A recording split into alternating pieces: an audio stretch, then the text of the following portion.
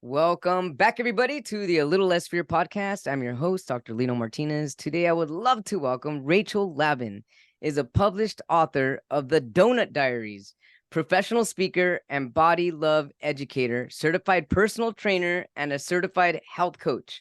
Welcome to the A Little Less Fear podcast, Rachel. Thank you so much, Lino, for having me. I'm so excited to be here. This is really incredible. I love body love. I love body positive, health and fitness. And I'm sure a lot of our listeners are going to be really interested in this as well, because this is huge in a lot of people's lives. And although a lot of people may not admit it, this is probably one of the biggest insecurities that we'll have and our entire human life. So I'm curious to see what brought you to where you're at today. What brought you to your current passion? Absolutely. It is a very personal thing for me. I spent 40 plus years of my life feeling like I did not have the right body. I just wasn't born with the right body. I felt betrayed by it a lot.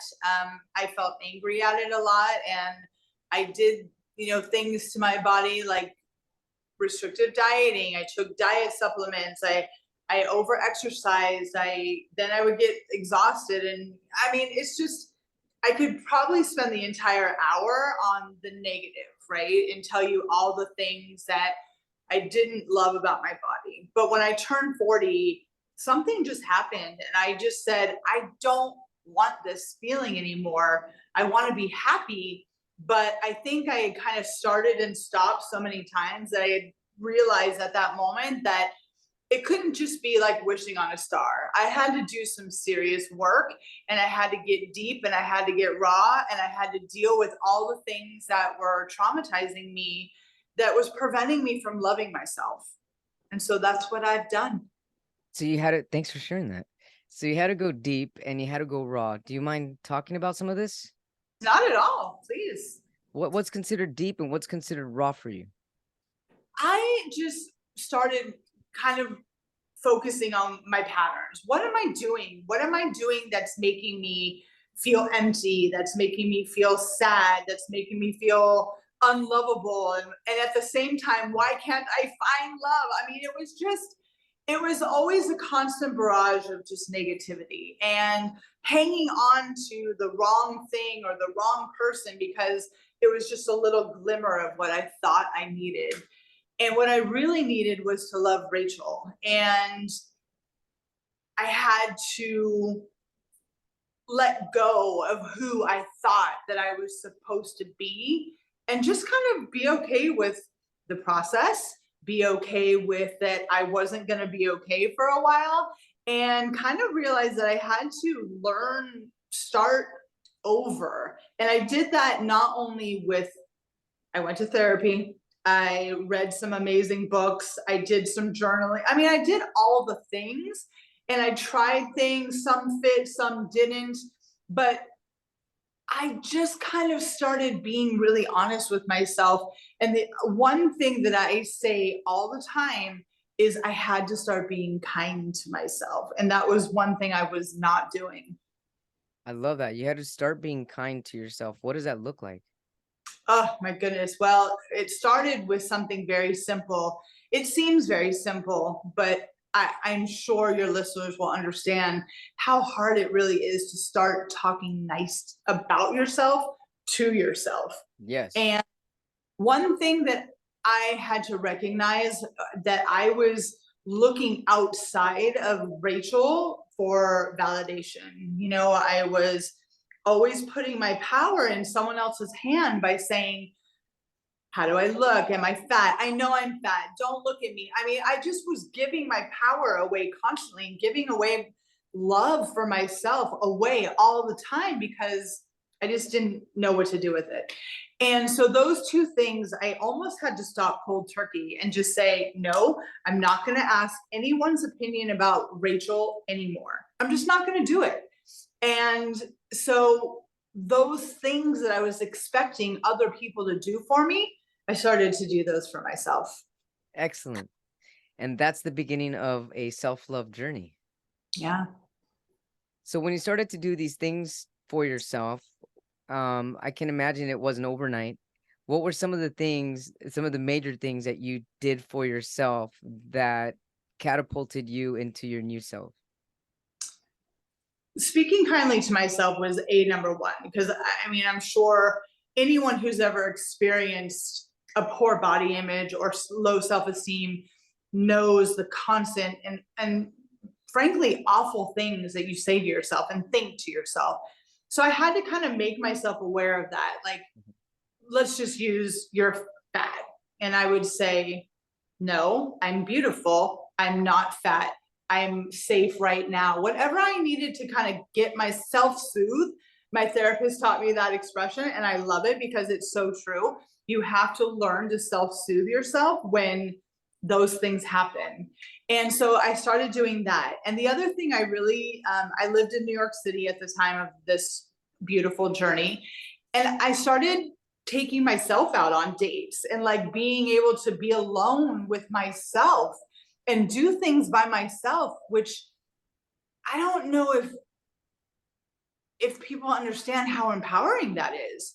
It Like to is. be able to go somewhere and go to a comedy show or go to a restaurant or go to a play by yourself. Wow. I mean, if you can stand yourself, you can stand anybody Yeah. else. Definitely. You know what? That actually totally reminds me of when my mother was married for 48 years, and my father and my mother almost at the end of their divorce. But one of the things that she finally realized when she was going to be okay was when she started doing things by herself. And she was Mhm. like, wow, I can go to a restaurant by myself and enjoy a margarita by myself. And just all these tiny little things are really you learning how to love your inner being, your own light. And that's when people start noticing you. Yes. Yes. Absolutely. I would agree with that 100%. And so once you started being kind to yourself, what kind of shifts did you notice? What was changing around you? Oh my God. The first thing I noticed was just to be able to have a conversation with another human being and let it be about something other than my physical body. How much I was actually opening my mind and learning new things. It Yeah. was crazy. Uh-huh. It was crazy. And being able to be with another person and just kind of sitting there in a comfortable silence. I didn't know how to do that before. Mhm. But when you're comfortable with yourself, you don't need to fill space with outside things anymore. And I started realizing that there were things that were in my life that I just didn't need anymore. And that was also pretty liberating.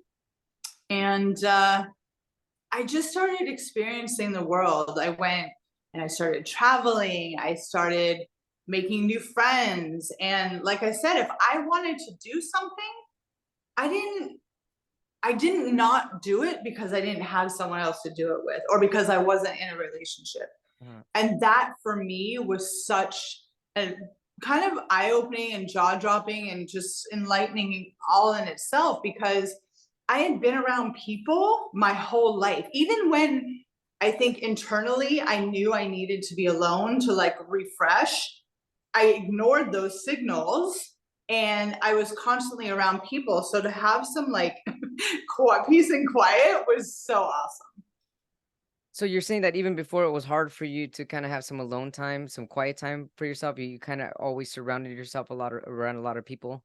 Yeah. As you're saying that, I'm feeling it's because there was probably a lot of internal noise. And so to be in a quiet space would mean that you would have to face that internal noise.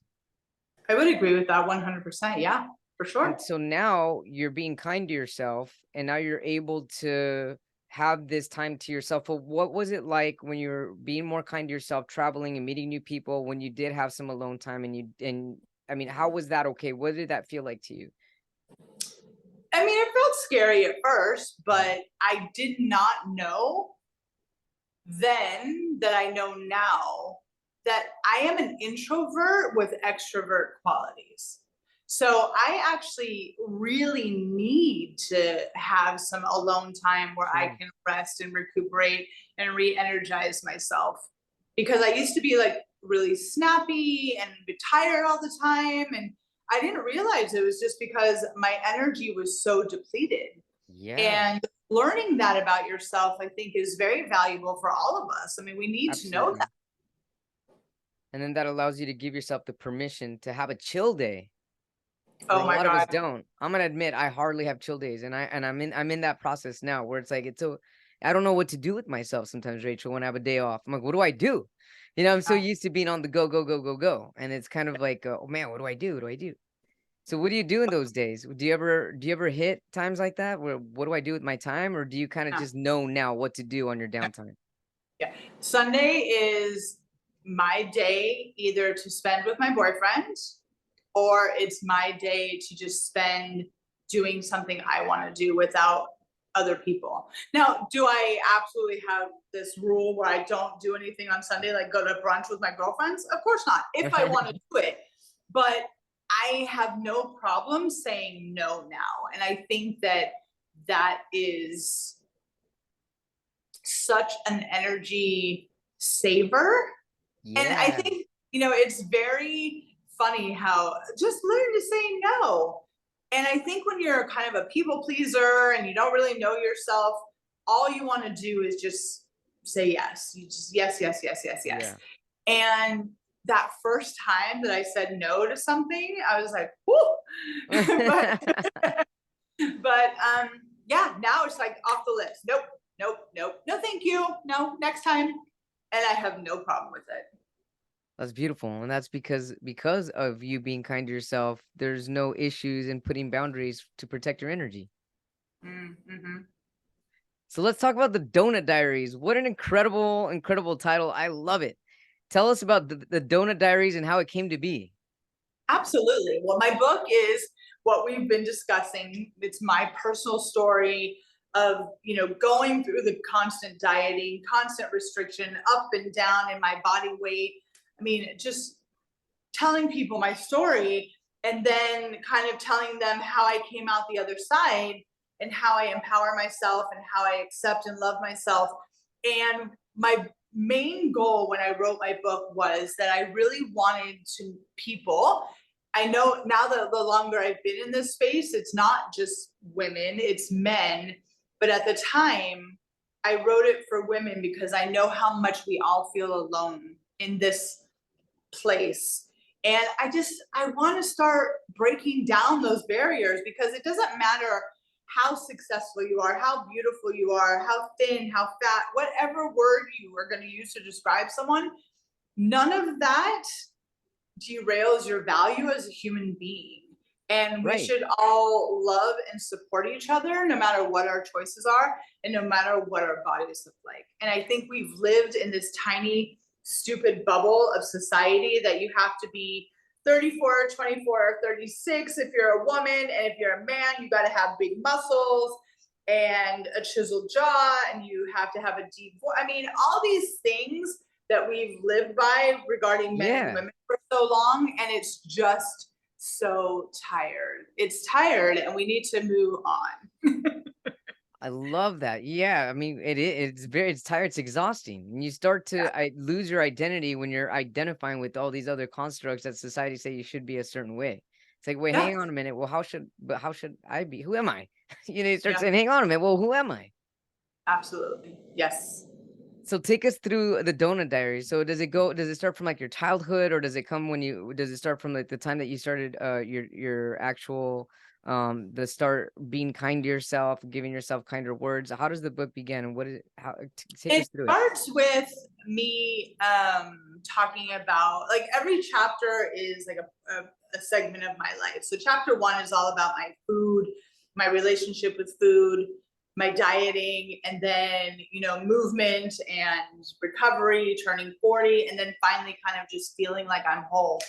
And I tell stories in it. I tell, some are negative, some are positive, but I mean, I'm cultivating a picture here so you can kind of see what I went through to what I do now. And the Doughnut Diaries, I really kind of, the title came to me pretty quickly, because I'm sure as a human being, we all have that one food in our world that we think is like gonna make you so fat, you can never eat it again, even if you love it.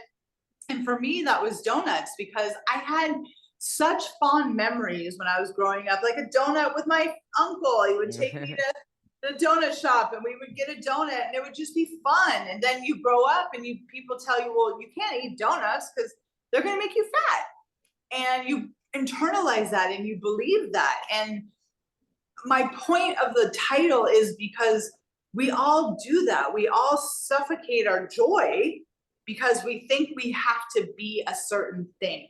Mm-hmm. And so I love your question and I love to explain it, because I think it's, for me, it's more than a title. It's kind of a message. Mm-hmm. So if somebody reads your book for the first time, what's the biggest message, the biggest takeaway from your book? That you're not alone. That you're not alone. And hopefully, I mean, it's not a workout program. It's not a diet. It's not a meal plan. It's nothing like that. It is my story. I'm sharing it with you. Like we're on, like we're friends. And I'm hoping that you leave after reading my story inspired that you can do it too. You can love yourself as well. I love that message.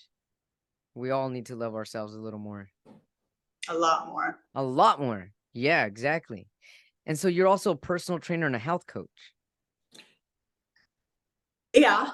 I mean, yes, I hold those certifications, but since moving to Greenville, South Carolina in 2022, I haven't really pursued that as much because I'm really trying to kind of pursue my book and get my message out there. And I really love the idea of doing speaking engagements. So that's what I'm kind of working on right now.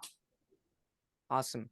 And when you're working on or your thoughts of speaking engagement, is it basically telling your story to inspire other women or just other men and women altogether? Like just inspire the world. Like I said, now that I've been in this space for a couple of years, I realize that men are feeling this way too. And I don't want to exclude them. I just, I think that I have to really be honest with my audience that I'm not a therapist.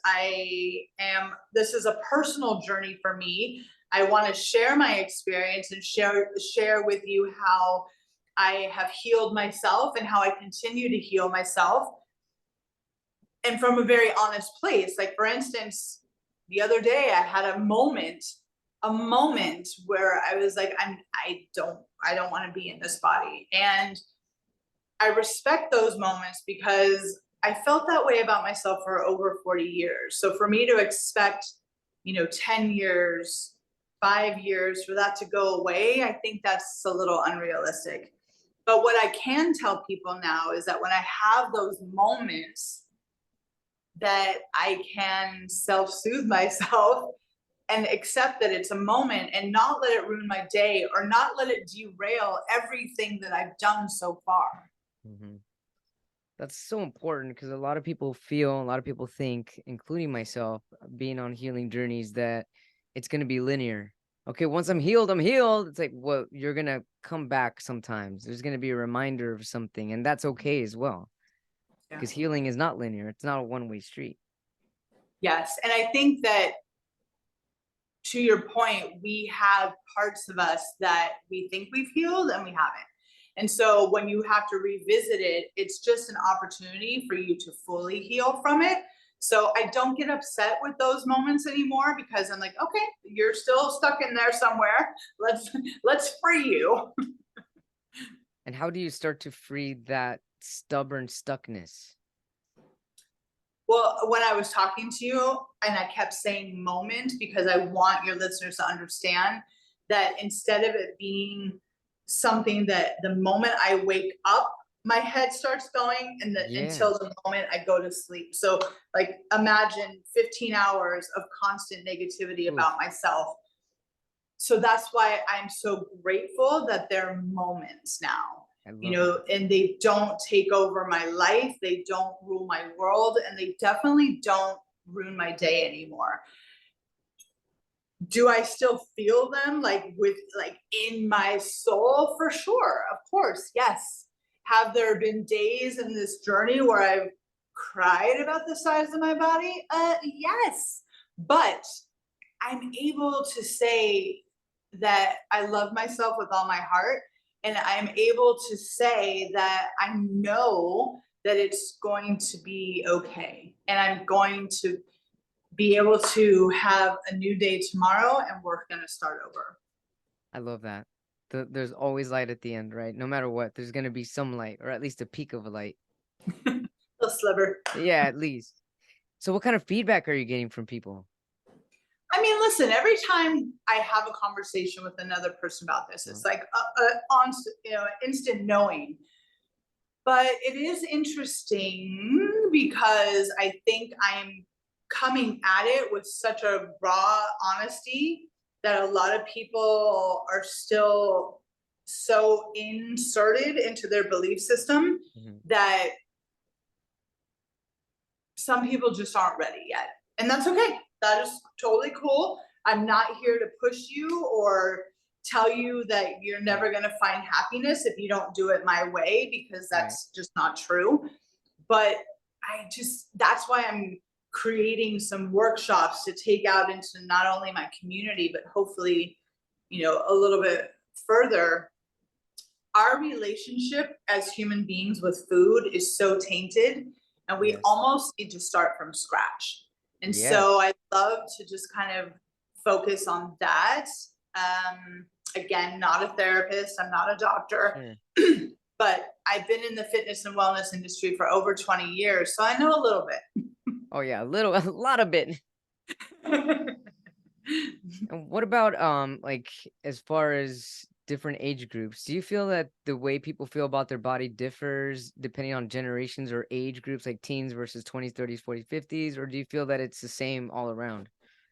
Oh wow, that's a great question. I definitely have been dealing with women of all ages, and I know that it's there.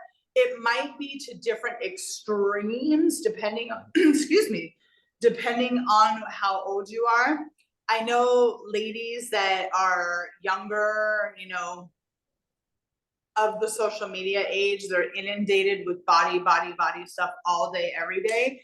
So I think it's a little harder, but there's 80-year-old women I still hear talk about their body like, oh, I can't eat that, I can't, oh, I got, so it is no matter what. I think it's no matter how old you are. Oh man, you just reminded me. I remember my grandmother. I mean, she's passed on already, but when she was like, in her 80s, she was like, "Oh, I can't eat that because I'll get fat." And I'm like, "Grandma, like she's almost 90 and she's still thinking like this." So yeah, you're right. Oh my goodness, like it goes up until it's so ingrained. Yeah. So how does someone start to allow themselves to enjoy a donut? How about that? I think that you have to really be honest with yourself, and let's talk about why do you feel this way about said donut? Well, because someone told you that you can't eat one, or because whatever the reason. And I do find it interesting, not only for my own story, but for other women. It's like you can be told something just one time about your body, just one time, and you accept it as truth and you build your entire foundation on that. Oof. Or you can be told by someone every day for your whole life about your body, and it still has the same effect. It's like our brains are so crazy in that way that I probably shouldn't have said that, sorry. But That's okay. our brains are just so, I don't know. Hyper wired. Thank you. So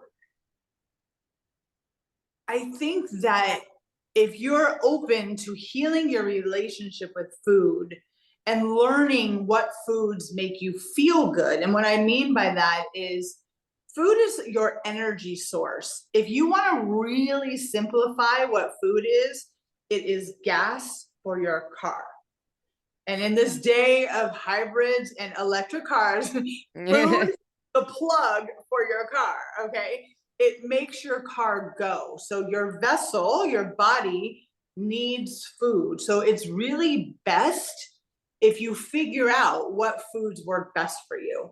And yes, that is going to take a little research. It's going to take a little work. and it's going to take a little bit of paying attention to food. So here's a perfect example.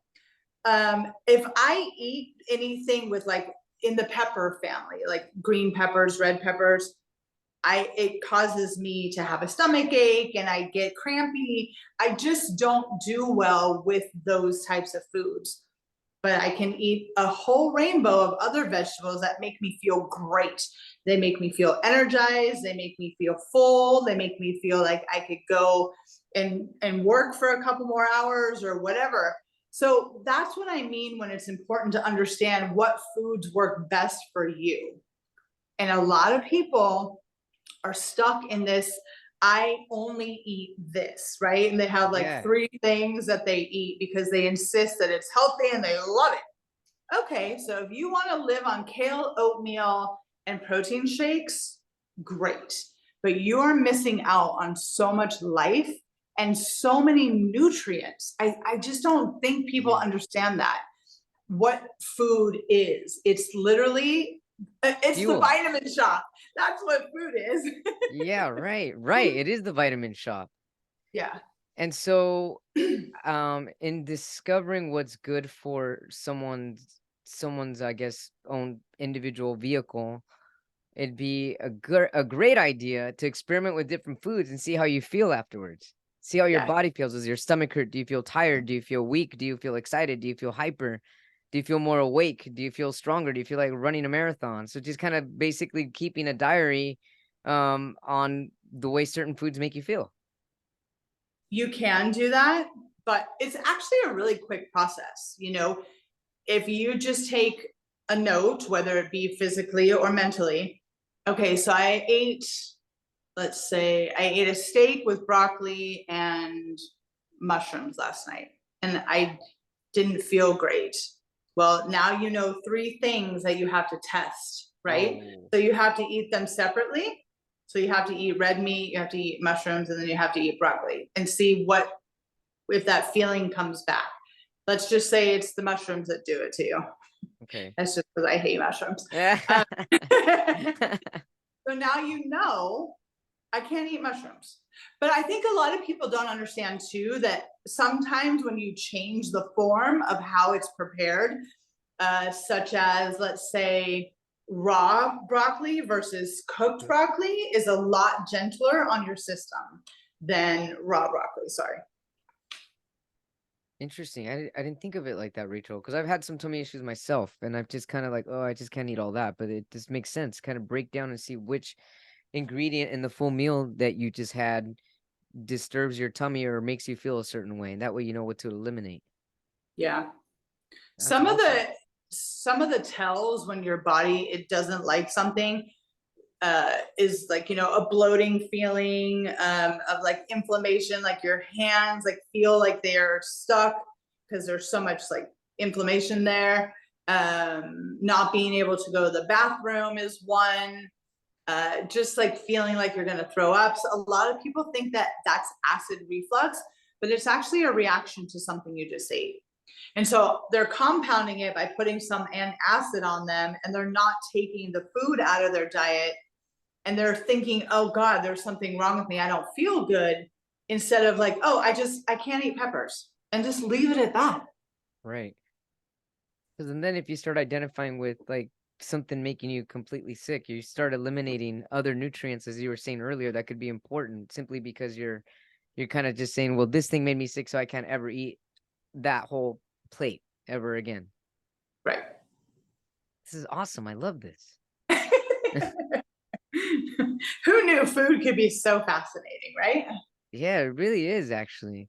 And I have noticed that certain foods will make me sleepy and certain foods give me energy and stuff like that. So I try to go back to some of those things. But there are like the guilty pleasures that people talk about, like ice cream and stuff like that. I find my biggest thing was kind of because I'm lactose intolerant. It's like how much of that is really true, because sometimes I can have certain milks and I'm okay, but then other milks will give me a loose stomach. So like, how do I really know which? And that point, like, how do you know what milk is good for you? And why was it because one milk was organic and one wasn't, or was it because one was skim milk? And well, it's really challenging when it comes down to stuff like that. Really challenging. Agreed. But we also have to this is another fascinating point that you have to, may I ask, are you Puerto Rican? Are you Latin of some kind? Yeah, Mexican American. Mexican American? Okay. So you have to kind of think about what your ancestors ate on a daily basis, and then think about what your diet is now. And the perfect example is that Asians have soy in their diet all the time. Their bodies know how to process it, how to break it down. It doesn't affect them in any way, shape, or form. Right. We come and we eat soy, and it does all kinds of craziness to our bodies because we weren't raised on it. Now, does that mean that's true for all of us? No, but it does help to kind of understand what did our ancestors eat, and maybe that is the best way for you to eat. True. I like that. I didn't think of it that way, actually. What did our ancestors eat? Very interesting, huh? Oh man, my ancestors were tamales and I was gonna say rice, frijoles. yeah, exactly. Oh man, I'm hungry now. I know, Which is let's why go we have crave Mexican certain food. things, and it's important to go back to the things that bring you joy. Yes. Mm-hmm. So, what's your life like now? Now that you've made this incredible change, how are you living your? How's your everyday life?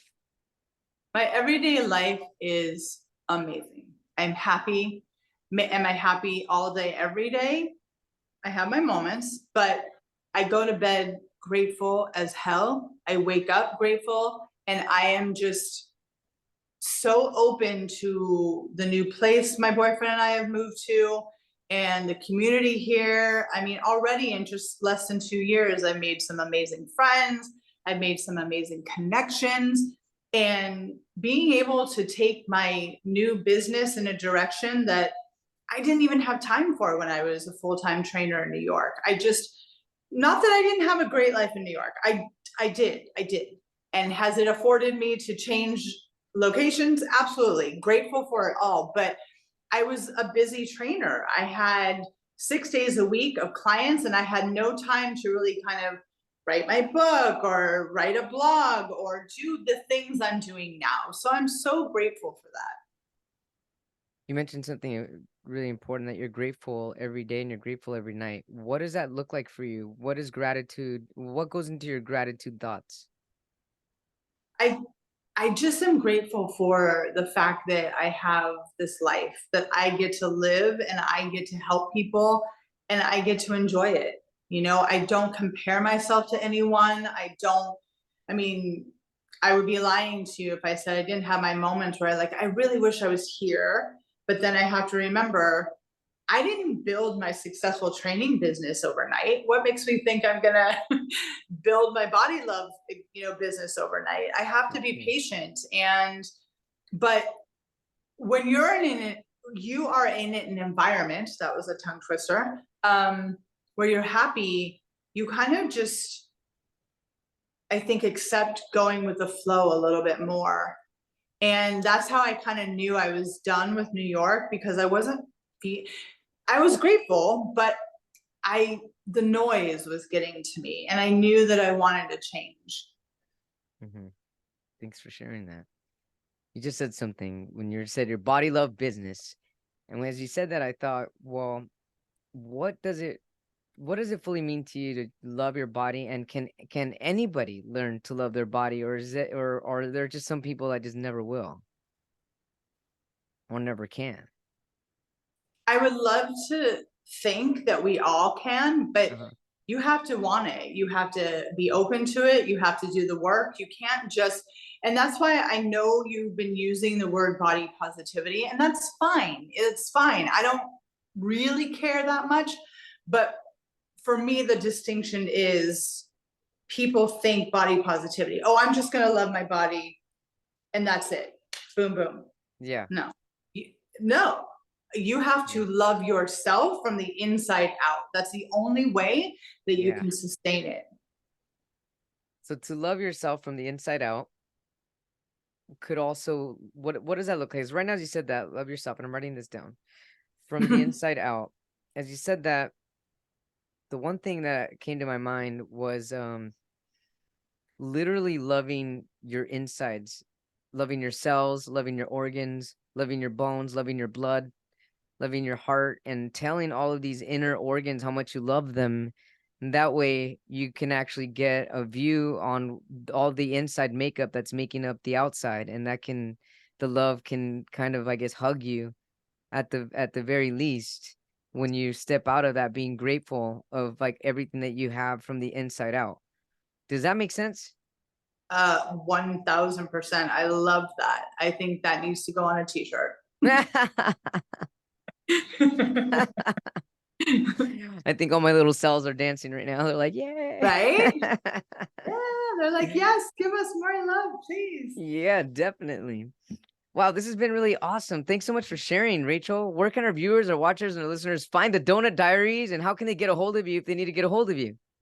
Absolutely. My book is available on Amazon. My website and my social media are all under Rachel Lavin Wellness. I honestly am sending an open invitation to all your listeners. Please find me. Please, let's have a conversation. Even if you're not looking for like paid help, I love talking to people about this, and I love having conversations because I know how hard this is. And I know sometimes you just don't know where to start. And that's what I'm here for. And that is so true. A lot of people just really, they don't know where to start or how to start, or what are the right thoughts to have and what thoughts are not the right thoughts to have. But I mean, all the thoughts are the right thoughts to have. I mean, if they're yours, and they're gonna pretty much push you in the direction that you need to go. And especially if you're giving yourself that availability and that space and time, you're gonna find the answers. I love this. Thank you, Rachel. Yeah. This has been amazing. Oh, thank you. Well, that must mean you do too. It takes one to know one. Thank you.